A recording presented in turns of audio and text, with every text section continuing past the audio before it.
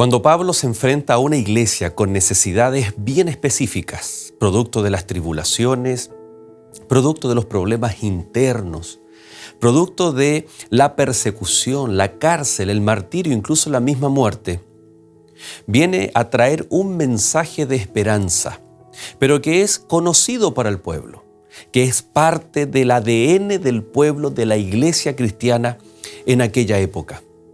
A tal punto que Pablo se extiende al pasado, a la experiencia del propio pueblo de Israel.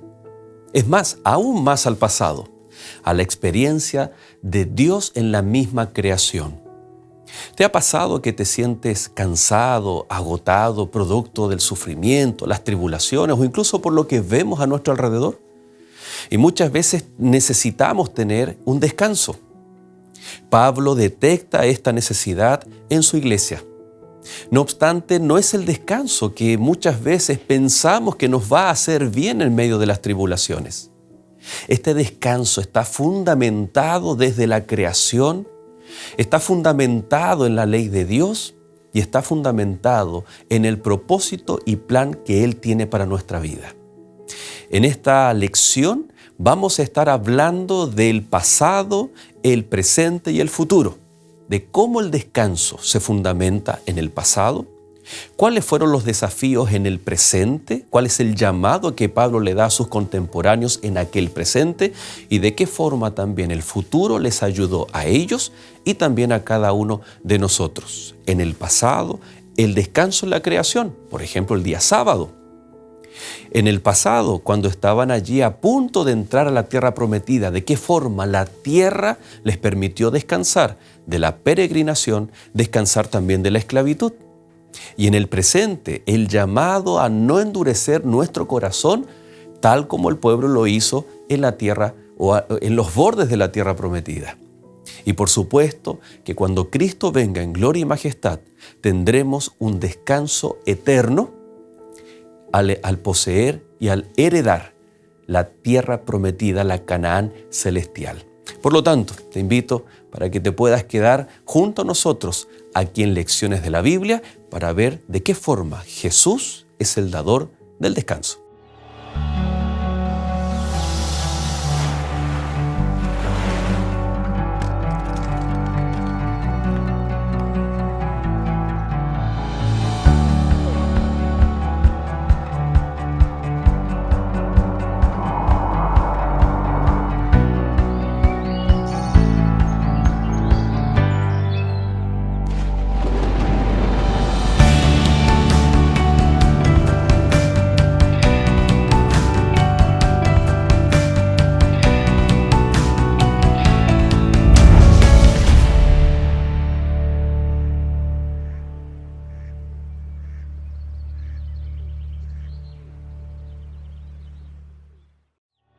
Esta semana, Jesús el dador del descanso. Por tanto, queda un reposo para el pueblo de Dios. Hebreos capítulo 4, versículo 9.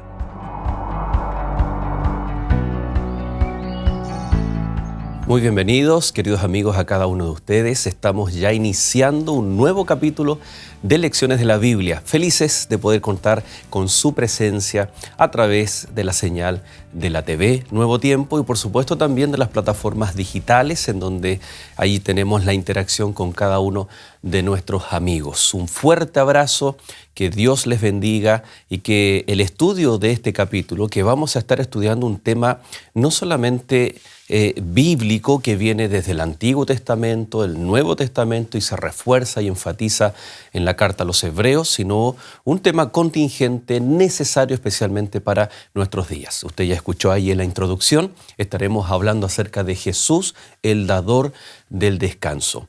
Era una iglesia en los tiempos de Pablo que necesitaba descansar.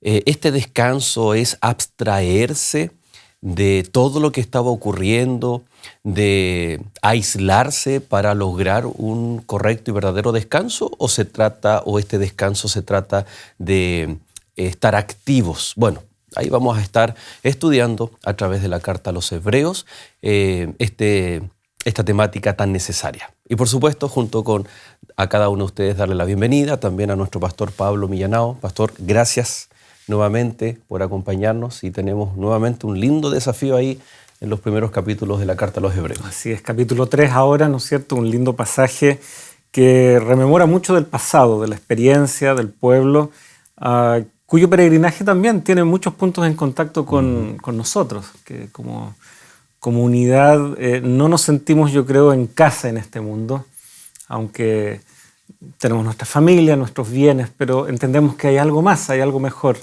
y hacia allá vamos a apuntar, ¿no es cierto?, en este estudio.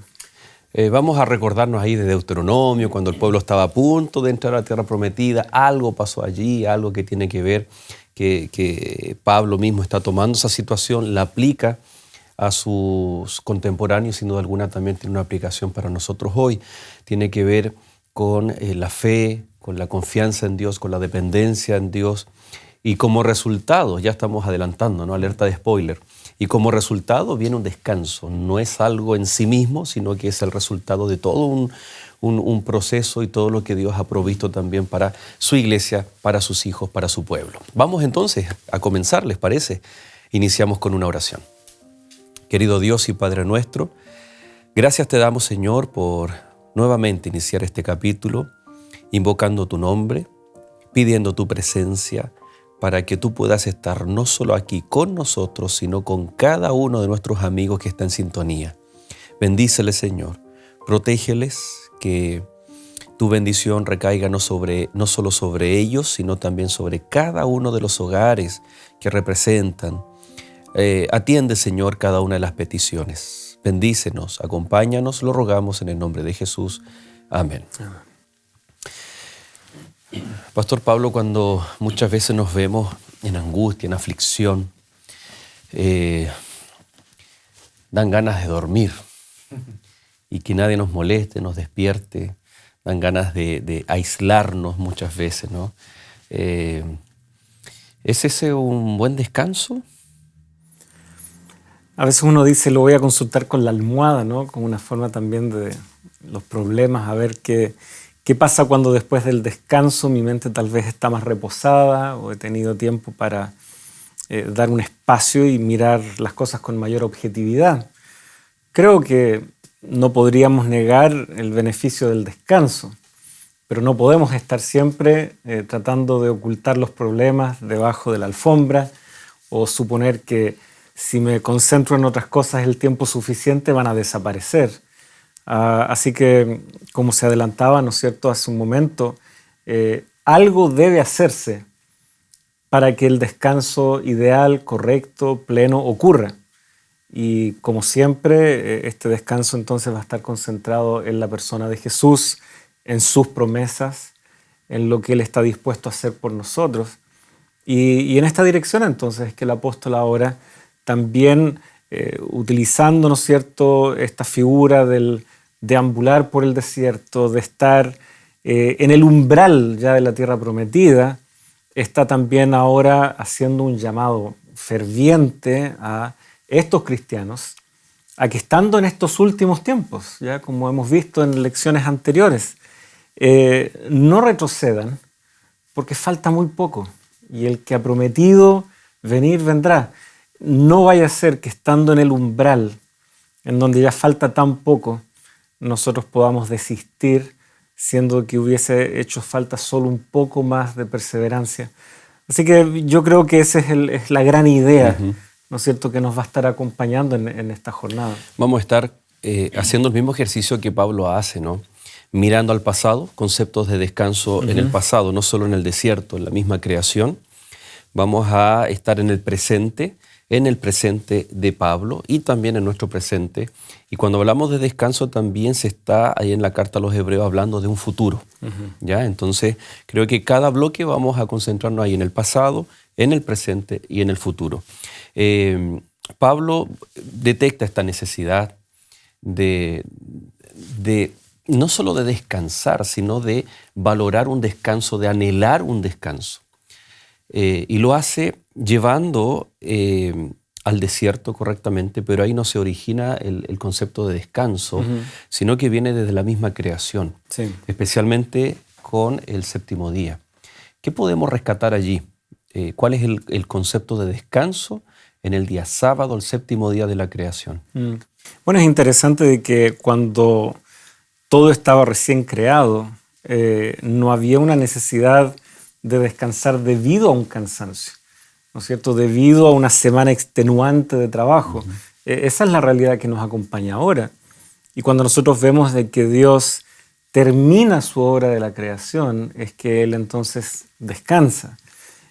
Tampoco es una alusión a que Dios estuviera cansado. Creo que eso ya todos podemos manejar ese concepto bastante bien.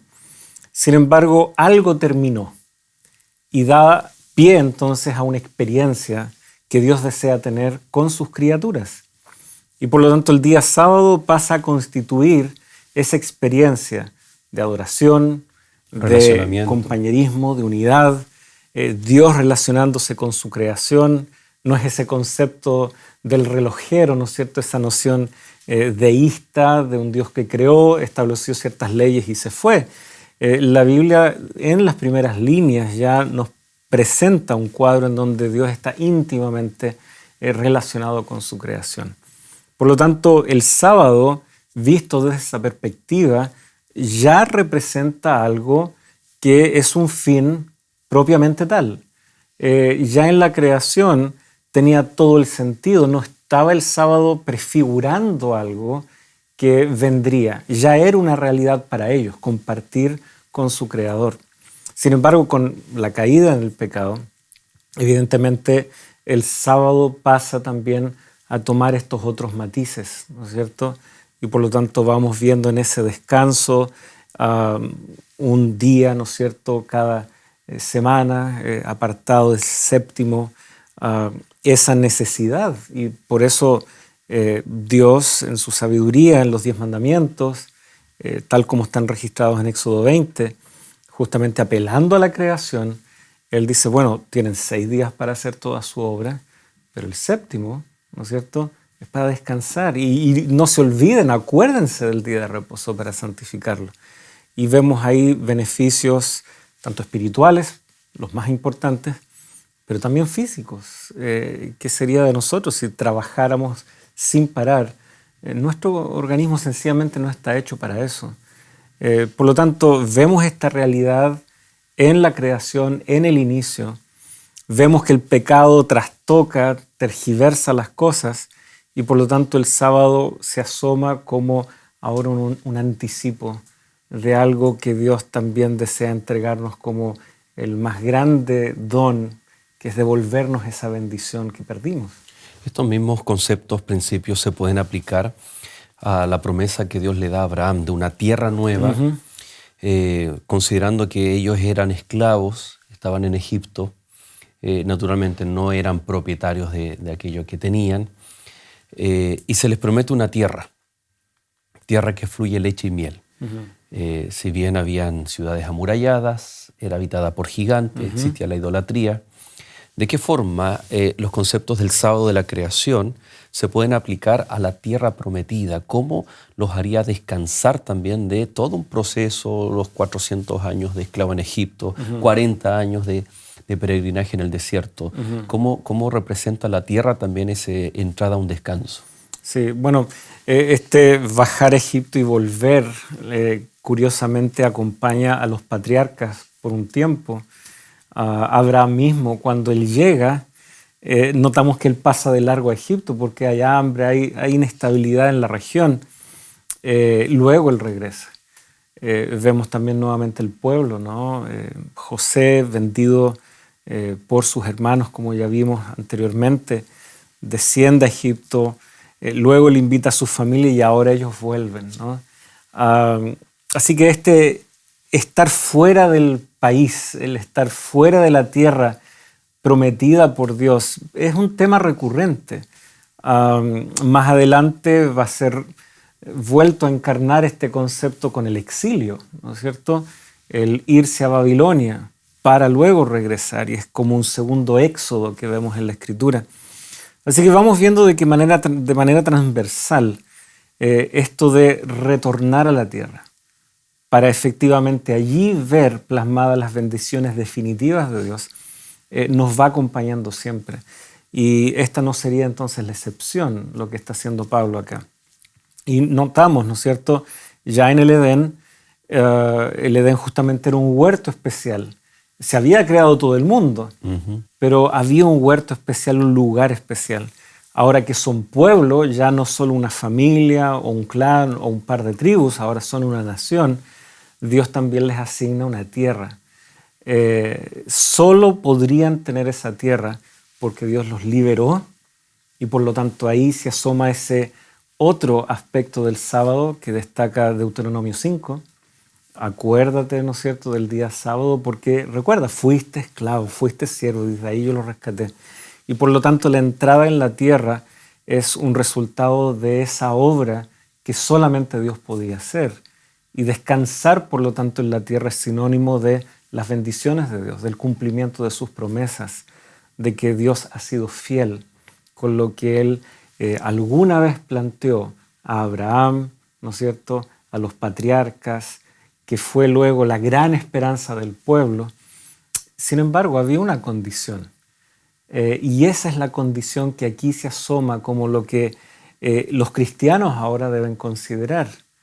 ¿Qué pasa si el desánimo se introduce?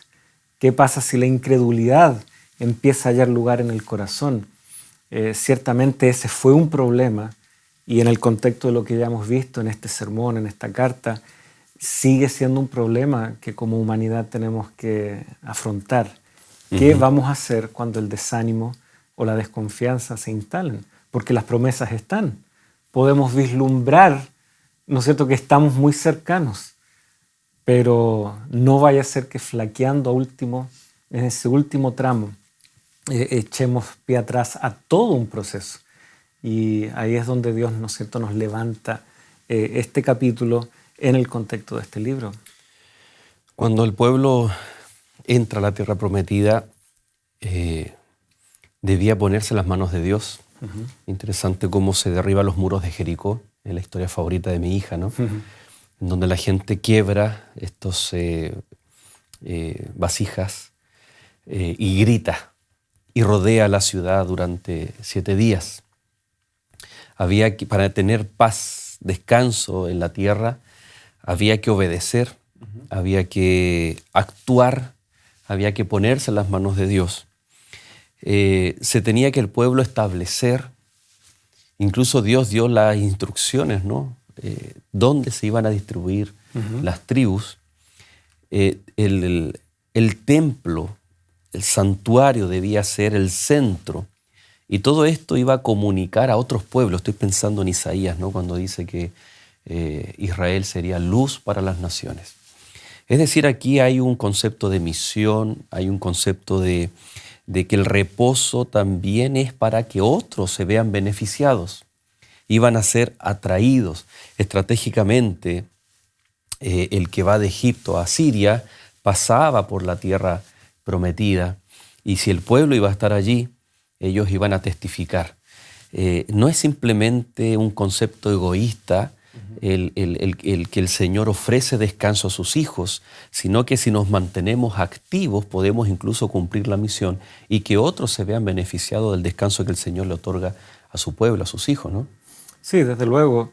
El pueblo de Israel pasaría a ser un ejemplo, un paradigma, si es que queremos usar esa expresión, de lo que significa vivir esa relación con Dios, esa relación que Dios ya había establecido cuando escucha su clamor y ve en ellos su pueblo. Es interesante esos primeros pasajes, ¿no?, del libro de Éxodo. Antes de ellos recibir la ley, antes de ellos salir efectivamente de Egipto, antes de ser congregados en los faldeos del Sinaí, Dios veía el clamor de su pueblo. Esa relación ya estaba. La liberación que Él opera entonces viene a ser resultado de esa relación, no de una obediencia a una ley, no de ciertos méritos que ellos habían podido cumplir como pueblo, y por lo tanto llegar a la tierra era simplemente un testimonio de la fidelidad de Dios, de las grandes cosas que Dios haría. Y de hecho capítulo 4, capítulo 7 de Deuteronomio, ¿no es cierto?, hacen un especial hincapié en cómo las naciones verían cómo vive este pueblo, el tipo de leyes y preceptos que Dios les ha dado, un Dios cercano, ¿no es cierto? Hasta la misma prosperidad justamente, iba a llamar la atención. Y verían que algo especial está ocurriendo en la tierra, allí, en medio de donde ellos están. Por lo tanto, nosotros no tenemos que nunca subestimar lo que nuestra lucha, lo que nuestra perseverancia, lo que nuestros aciertos y aún a veces nuestros tropiezos, si es que nos volvemos a Dios, pueden significar para quienes nos observan. Porque no sé si ustedes sabían, amigos, pero sus vecinos los observan, nos observan. Y si el Evangelio va a ser creíble, tienen que ver que se desarrolla justamente, comillas, en la tierra, donde vivimos, ahí en la realidad donde estamos. Así es. Y bueno, ahí en el capítulo 3, verso 7, se repite después en el verso 15, está este texto, esta frase: si oís hoy su voz, no endurezcáis vuestros corazones. Ahora nos vamos al presente, cuando el apóstol Pablo dice, bueno, les explica todo lo que es el concepto del reposo, cómo fue en el pasado, desde la misma creación, cómo anhelaba la tierra prometida al pueblo para hallar aquel descanso, aquel reposo. Entonces ahora Pablo tiene para ellos ahora un mensaje, ¿no? Ahora, si tú estás escuchando la voz, si tú has sido iluminado por el Evangelio, no hagas lo mismo que hicieron el pueblo en el pasado. Vamos a hacer un alto y ya vamos a volver para ver cuál es la demanda que Dios tiene para nosotros también en el presente.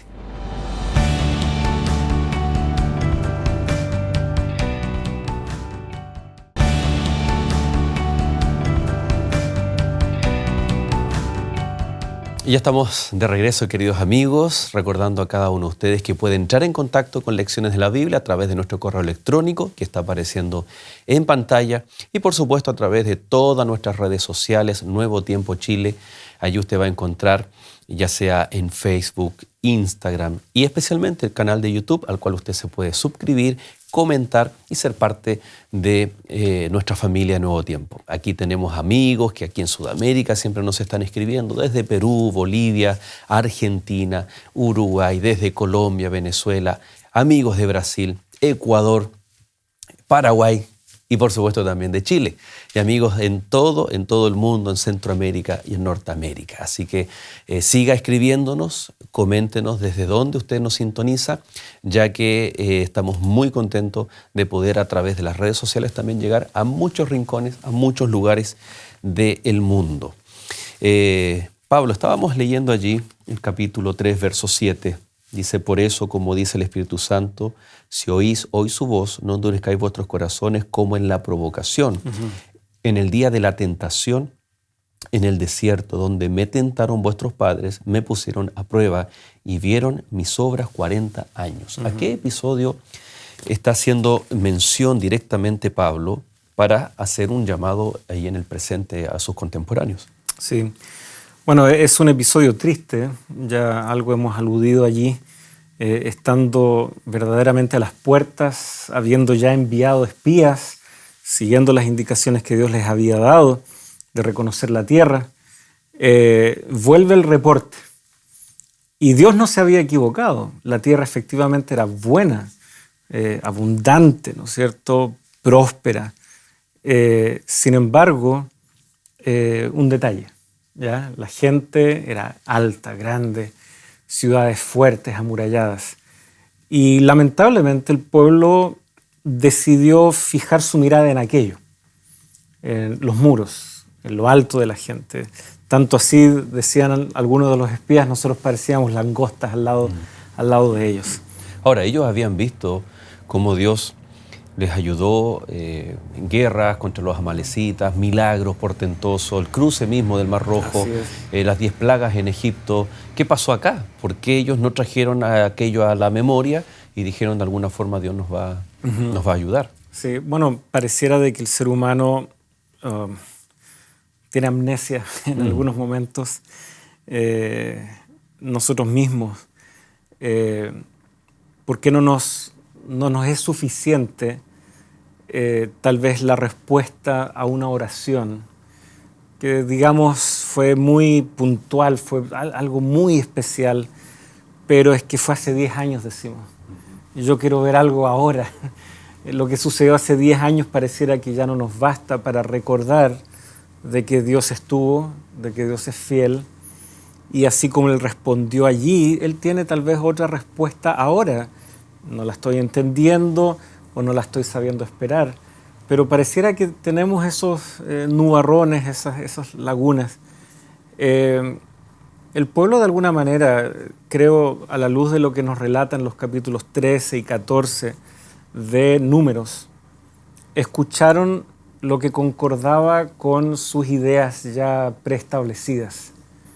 Ellos escuchan el testimonio de Josué y Caleb que dicen, pero miren, Dios ha estado con nosotros, nosotros podremos avanzar, pero ellos prefieren el informe de los demás, que ven la imposibilidad, que ven la dificultad y que en el fondo siguen repitiendo, ¿no es cierto?, la queja que estuvo acompañándolos desde que salieron. Nosotros vemos ahí en Números 14, entonces toda la congregación gritó y dio voces y el pueblo lloró aquella noche y se quejaron contra Moisés y contra Aarón todos los hijos de Israel. Y les dijo toda la multitud, ojalá muriéramos en la tierra de Egipto o en este desierto, ojalá muriéramos. Y noten, están a las puertas de la tierra prometida. Y ellos están prefiriendo mirar Egipto, prefiriendo mirar su peregrinaje, que hasta ese momento no había sido tan largo. Ahora sí se extendieron 40 años delante de ellos, para que esa generación rebelde, ¿no es cierto?, pasara y diera chance a una nueva generación.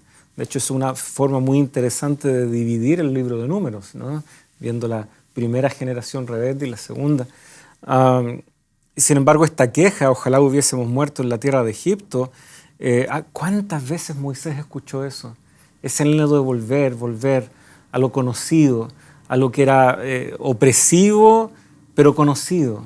Las ollas de Egipto, comida a la cual su paladar ya se había acostumbrado, al punto que se cansaron del maná, siendo que era un alimento provisto por el propio Dios. Antes de que nosotros nos podamos lanzar en críticas contra esta generación rebelde, por favor hagamos un alto y, queridos amigos, pensemos cómo nosotros también podemos ser selectivos en los consejos que escuchamos, en el aliento que muchas personas buscan darnos cuando ven que estamos tal vez dudando en nuestra fe, y pasamos a ser selectivos. Solo queremos escuchar lo que concuerda con un curso de acción que ya hemos decidido.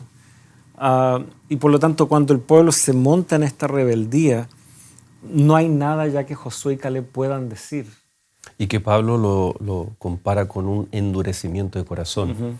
Tal vez muy similar a esa frase cuando dice que Faraón endureció, bueno, literalmente dice que Dios endureció el corazón, pero era una reacción a lo que Dios estaba haciendo y era el resultado, el endurecimiento del corazón de Faraón. Ahora, pero Pablo comienza con textos, con verbos como no descuidar una salvación tan grande. ¿Te acuerdas que hablábamos del desliz? Sí. ¿No? Y hacer cosa del desliz, descuidar. Pero a estas alturas ya está hablando de conscientemente. Tal vez los primeros pasos son inconscientes, son involuntarios, pero llega un momento en que hay que tomar una decisión y los amonesta, les dice, no endurezcáis vuestro corazón, hay que tomar decisiones, y aquí es donde viene y se repite, ¿no? Vemos, por ejemplo, nuevamente en el verso 15, por lo cual dice, estoy leyendo el capítulo 3 de Hebreos, si oís hoy su voz, no endurezcáis vuestro corazón como la provocación, es decir, la repetición vuelve a enfatizar el tiempo, hoy. Y ahí está trayendo este ejemplo que tú acabas de mencionar para que el pueblo no cometa lo mismo. Cuando uno aprecia, claro, es fácil, tú dices fácil criticar, ¿no? Apuntar. Sí. Pero le pasó a la iglesia en los tiempos de Pablo y nos puede estar pasando exactamente a nosotros lo mismo, con actos involuntarios, con un descuido, y estamos terminando en actos completamente de rebeldía. Y sí, a veces, como no nos sentimos rebeldes, en el sentido de que no andamos abiertamente oponiéndonos a algo específico, porque ahí está la trampita para nosotros. Queremos ir a la letra, a lo específico, cual fariseos, ¿no? Que como cumplían meticulosamente la letra, se sentían confiados. Pero probablemente se puede instalar algo que es tanto más peligroso, que es la apatía o la autocomplacencia. Aquí se habla de incredulidad, ¿no es cierto? Verso 19, cuando va cerrando ahí el capítulo 3, vemos que no pudieron entrar a causa de la incredulidad. Pero ¿qué motivaba esa incredulidad? Tal vez el anhelo de hacer lo que ellos bien deseaban. Y por eso estaban poniendo a prueba a Dios, por eso se estaban rebelando en contra de Dios, porque Dios tenía un camino y ese camino iba a significar ejercer fe una vez más y no olvidar sus obras pasadas. Pero por alguna razón el pueblo habría preferido otro camino. Nos parece difícil entender por qué. ¿Cómo preferir Egipto si ya... Podemos cuestionarnos cómo es que llegaron, pero eso es lo que el testimonio bíblico nos deja. Y así también de difícil de creer o aceptar puede ser tal vez nuestras propias experiencias donde dudamos, donde porfiamos y en donde queremos autocomplacernos y vemos que eso choca con la voluntad de Dios y por lo tanto, en vez de querer declararnos rebeldes, nos volvemos apáticos y ponemos a Dios de lado. Pretendemos no atacarlo, pretendemos no criticar abiertamente lo que Él ha determinado, pero nos tornamos apáticos. Y esto es tan peligroso si se instala en la iglesia. Y fíjate que Pablo aquí va a insertar un concepto, un principio fundamental en la vida del cristiano que después en el capítulo 11 lo desarrolla completamente. El capítulo 4, verso 1 dice, temamos pues. O sea, esta es nuestra situación, este es nuestro riesgo. No sea que permaneciendo aún la promesa de entrar en su reposo, es decir, teniendo todavía la chance, alguno de vosotros parezca no haberlo alcanzado. Aquí está esta paradoja de que el pueblo, mientras tú mencionabas, yo decía, tenían el culto, tenían el oficio del santuario, tenían la manifestación de Dios cuando se llenaba el templo de humo, etc. Y aquí dice, están teniendo la promesa, pero aparentemente no la han alcanzado. También a nosotros se nos ha anunciado la buena nueva como a ellos. A ellos de nada les sirvió haber oído la palabra, por no ir acompañada de fe en los que la oyeron. Interesante, o sea, si al pueblo le faltó falta de confianza, falta de fe, pero lo tenían todo, es decir, lo tenían todo, pero a la vez no tenían nada. Cuando falta la fe, yo puedo ir al culto, puedo tener Biblia en casa, puedo participar de la escuela sabática, incluso de otros ministerios, pero si no tengo la suficiente confianza en el contexto de prueba, en el contexto del tiempo final, ¿de qué? Pablo dice, ¿de qué sirve? A ellos de nada les sirvió haber oído la palabra. ¿Podemos nosotros también estar en ese mismo riesgo de estar flaqueando en la fe y manteniendo todas nuestras formas religiosas? Y tal vez que cuando llegue el momento de la real prueba seamos como los mismos hebreos ahí en... Sí, de hecho el propio peregrinaje del pueblo, de la nación, estaba ligado a este elemento religioso, que era el santuario, el tabernáculo y la nube. Cuando la nube se levantaba, ellos preparaban sus cosas y avanzaban.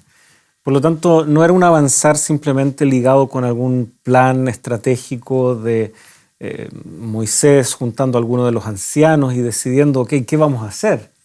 Estaba siempre ligado su peregrinaje con lo que Dios les iba señalando.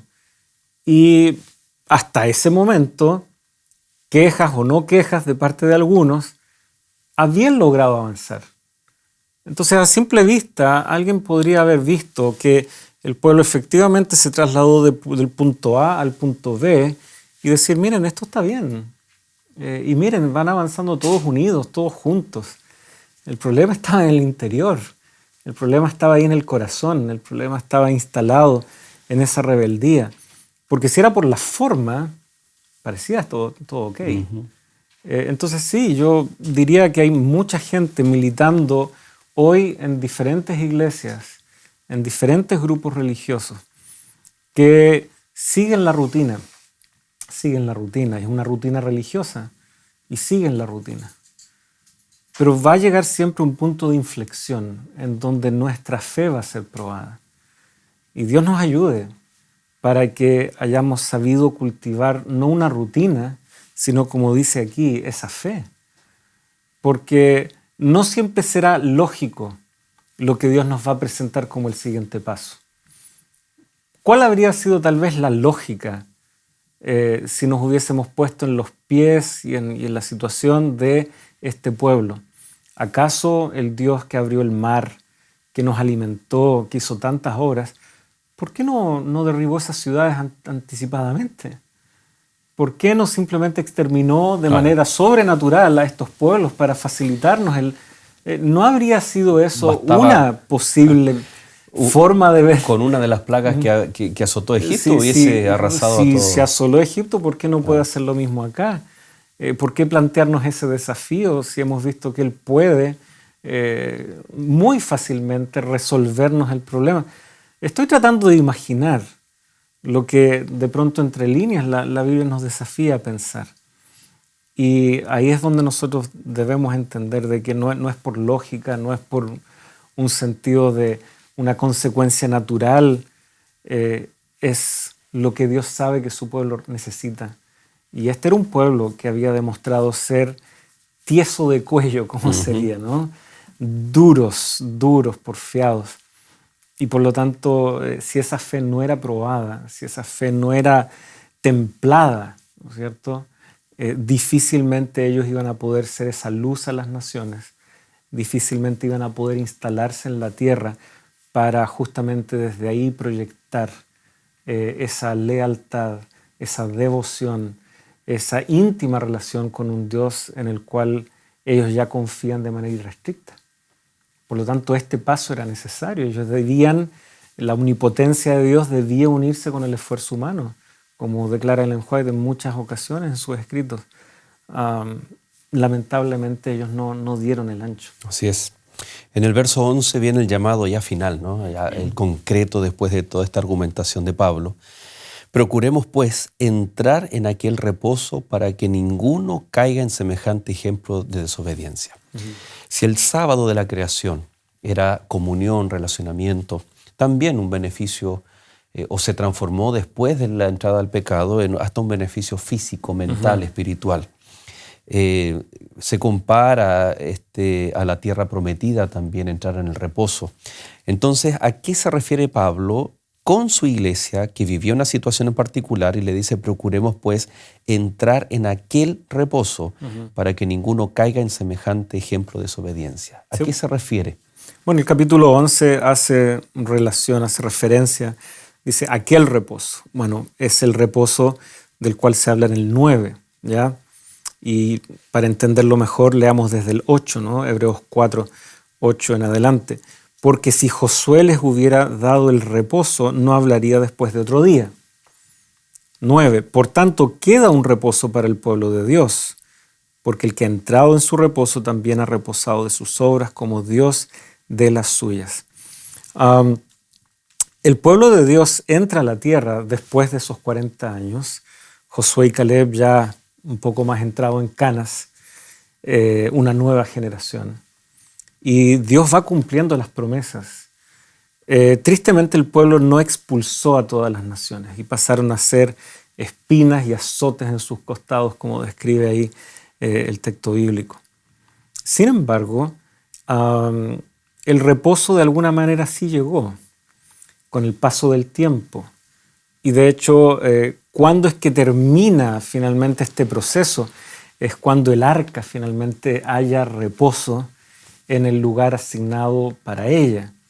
Dios primero permitió que las tribus se establecieran. Dios fue paciente en ese sentido. Esa era la obra que Él les había prometido, establecerlos en la tierra. Pero es interesante, ¿no?, que finalmente ese reposo llega cuando el arca ya es colocada en su lugar. Faltaba todavía erigir el templo, Salomón recién se encargaría de aquello, pero ya en los tiempos de David, David ya tenía su palacio, pero él comienza con esta inquietud. La tienda que alberga, ¿no es cierto?, el arca no se condice, hay algo aquí. Y sin embargo vemos la gran paciencia de Dios en dar primero a su pueblo y luego, ¿no es cierto?, Él permitir que ellos avancen con un templo erigido en su nombre. Pero es interesante esa idea, ¿no?, que el reposo viene cuando finalmente el arca reposa en su lugar. Crónicas, ¿no es cierto?, cuando vuelve a contar la historia y habla de ese periodo, nuevamente hace hincapié en aquello. Ahora, lo interesante aquí es que si ese hubiese sido el reposo definitivo, Pablo está diciendo aquí, no se hablaría todavía de otro reposo. O sea, si eso era todo, llegar a la tierra, establecerse, construir un templo, como llegó a ser incluso el templo de Salomón, y eso es todo, pero no era todo. Y ya hemos comentado en lecciones anteriores que todo esto simplemente prefiguraba algo mayor. Sí, y perdón que te interrumpa. Okay. Vamos a hacer un alto y vamos a juntar aquello que Pablo le estaba presentando a la iglesia, pero también que se extiende, ¿no?, el reposo, este sábado, que se prefigura en el sábado, incluso en el futuro. Y vamos a hacer un alto y entonces usted no se separe porque ya regresamos.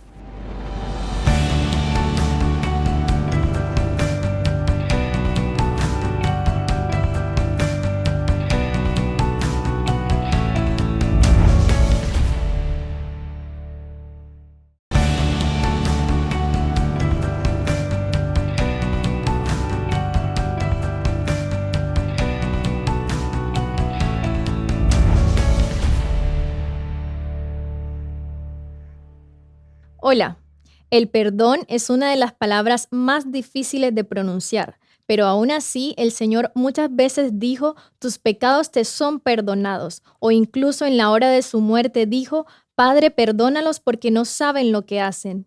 ¿Y tú, sabes cómo alcanzar el perdón divino? ¿O sabes a quién debes pedir perdón? Encontrarás las respuestas en esta guía de estudio llamada Enseñanzas de Jesús.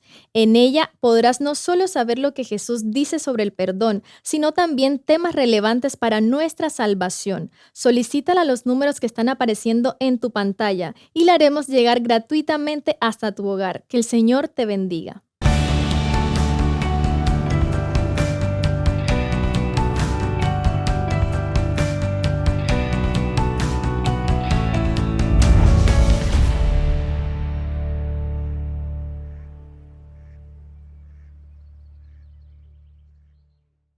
Y ya estamos de regreso en nuestro último bloque. Estamos hablando acerca de que Jesús da este descanso desde la creación o cuando el pueblo salió de Egipto. Por supuesto, también Pablo toma estos elementos para aplicarlos en la iglesia cristiana y por supuesto que también nosotros estamos integrados en este mensaje y también podemos ser beneficiados del descanso que Dios tiene para sus hijos, que tuvo en el pasado, que tiene en el presente y sin duda alguna que también en el futuro. Pablo, estábamos ahí viendo, ¿no?, un poquito juntando todos estos conceptos, esta idea desde la itinerancia en el desierto, en la tierra prometida. Cuando ya están en la tierra prometida, se establece el arca, había una necesidad, está en el corazón de David. Salomón termina una obra extraordinaria de construir un templo para que se asiente allí todo lo que era el arca, el templo, el servicio al Señor. Y Pablo va mirando todo esto y presenta como para suplir una gran necesidad que tenía la iglesia, ¿no? Y le llama entrar en el descanso del Señor para ellos. Y cómo esto también se proyecta en el futuro para nosotros. ¿De qué forma nosotros también podemos entrar en el descanso del Señor?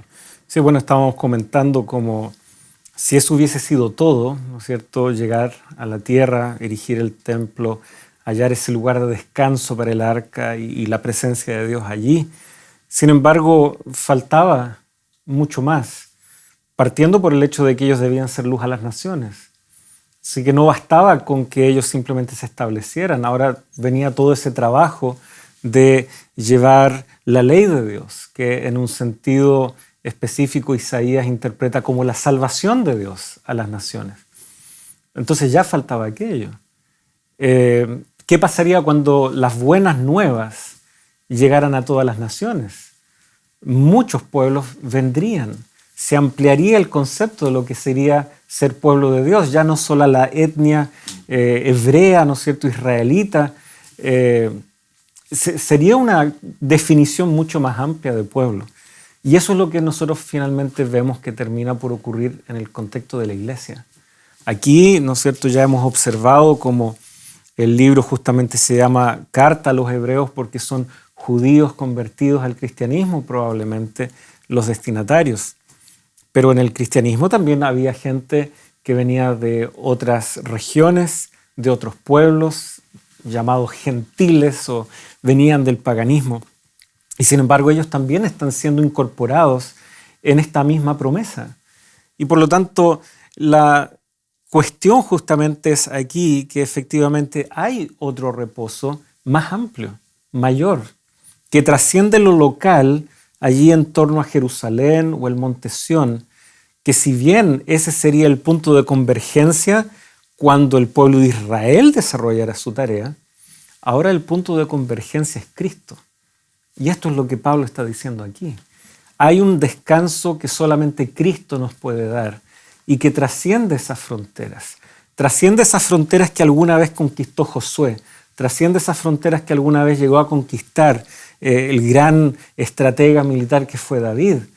Cristo trasciende esas barreras y hay un descanso que Él nos ofrece ahora en un mejor santuario. Y es muy hermoso ver cómo finalmente esto se resuelve en ese gran descanso que nos presenta, por ejemplo, el libro de Apocalipsis. Dios habitando con su pueblo, la nueva Jerusalén, siendo prácticamente de dimensiones que nos recuerdan el propio lugar santísimo, ¿no es cierto? Un cubo, no habiendo esa necesidad de templo, dice ahí, porque Dios ya está ahí con ellos, están compartiendo esa relación perfecta. Ahí está el descanso definitivo, que es posible única y exclusivamente a través de Cristo.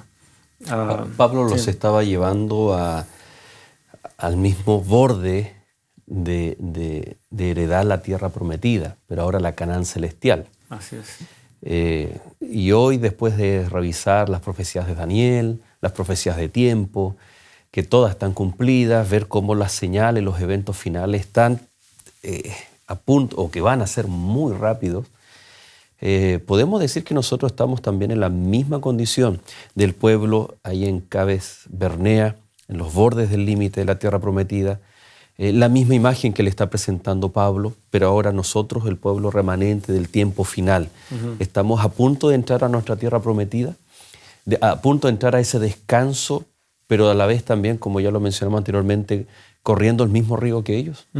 Sí, y ciertamente no estamos solos en este umbral, al igual que el pueblo de Israel, que tenía un deber, tenía el privilegio de iluminar a las demás naciones. Nosotros también tenemos un mensaje distintivo, entre lo distintivo justamente este mensaje del santuario. No querríamos irnos solos al cielo, creo yo. Y más de alguno de nuestros amigos y hermanos puede tener familiares todavía que no han abrazado plenamente el Evangelio. Y yo creo que nadie quiere irse sin ese familiar, sin ese amigo. Entonces, aún estando en el umbral de la puerta, a punto de entrar, debemos seguir reconociendo que esa responsabilidad sigue estando allí y que este reposo que se nos ofrece no es un reposo mezquino de parte de Dios. Es un reposo que Él busca extender a todos, porque queda todavía, como dice, este reposo para el pueblo de Dios. Y el pueblo de Dios ahora está definido bajo criterios mucho más amplios, aunque pasan por ese factor diferenciador exclusivo como es Cristo. Pero Cristo, como ya vimos, muere por todos, quiere conducir a muchos hacia la redención. Y esa es la invitación que a nosotros entonces nos corresponde. Así que, queridos amigos, hagamos nuestro este escenario. hagamos nuestro este escenario en donde grandes decisiones deben ser tomadas. Hagamos nuestro también este escenario en donde todavía hay una misión, una tarea hacia quienes nos rodean. Porque malamente ha sido el plan de Dios pensar, o que nosotros pensemos que queremos entrar solos, que esto es algo exclusivo, cerrado. No. Siempre Dios tuvo la intención de que el reposo en la tierra significara bendición para el mundo. Y el entrar al reposo de Dios significa que el mundo pueda escuchar este mensaje, que puedan la mayor cantidad posible responder positivamente a este mensaje y que juntos entremos a este reposo eterno hecho posible por medio de Cristo Jesús. ¿Cómo anticiparnos a eso? Cada sábado, cada semana, ya a través del sábado podemos vislumbrar esa realidad. Pero algún día, pronto, viviremos nuestro último sábado aquí en la tierra, porque luego Jesucristo vendrá. Y qué maravilloso va a ser avanzar junto con nuestros familiares, con nuestros seres queridos, y entender de que ese reposo que Jesucristo nos ofrece alcanzó a tantos y que nosotros pudimos participar, aunque sea un poco, en esa tarea de esparcir el Evangelio. Así que oremos, ¿les parece?, para pedirle al Señor que nos dé de esa gracia especial, de esa capacidad de compartir este mensaje estando ahí en el umbral, a un paso de la Canaán celestial. Oremos. Señor, muchas gracias una vez más por tu palabra. Gracias por este maravilloso mensaje de este descanso, de este reposo en tu gracia.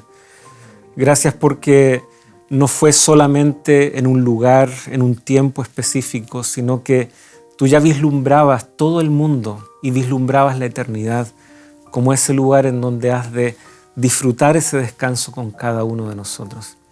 Permítenos, Señor, mantener un espíritu alerta, mantener un espíritu dispuesto a compartir estas buenas nuevas y que en medio de nuestras luchas, Señor, tú nos puedas siempre mostrar esa salida, esa salvación oportuna, ese socorro oportuno, para que en estos tiempos no nos deslicemos, sino que al contrario, perseveremos ese paso más que hace falta.